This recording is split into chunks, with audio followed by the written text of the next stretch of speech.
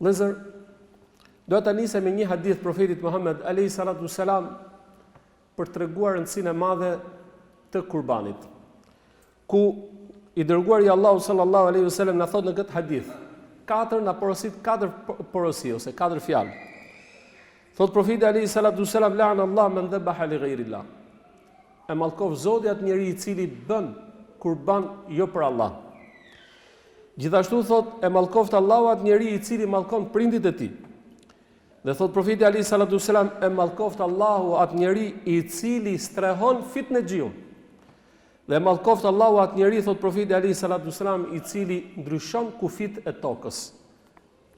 Qëndrojmë pak i ky hadith i profetit alayhi salatu wasalam i cili thot e mallkoft Allahu. Fjala mallkim do thot largim nga rahmeti, nga mëshira, nga xheneti i Zotit.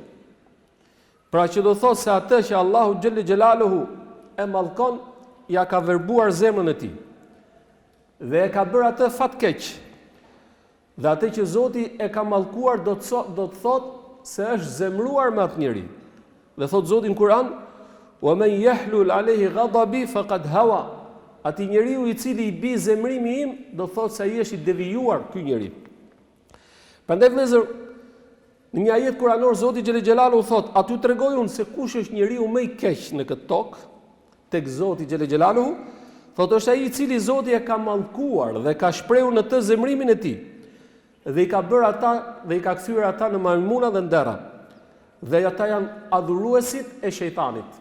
Kjo ndodhi realisht tek Benu Israilët, të cilët Zoti xhelle xhelalu për shkak të mëkatit, duke ditur me vetdije për të keqen që ato po bënin, Allahu i lartë madhëruar i mallkoi dhe shprehu në to zemrimin e tij dhe i ktheu ata në majmuna dhe ndera, Zoti na ruaj.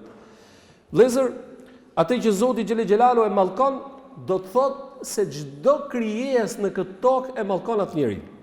Për thot Zoti në Kur'an, thot ulaike yal'anuhumullah wa yal'anuhumul la'inun. Atë që Zoti e mallkon, çdo krijesë e mallkon.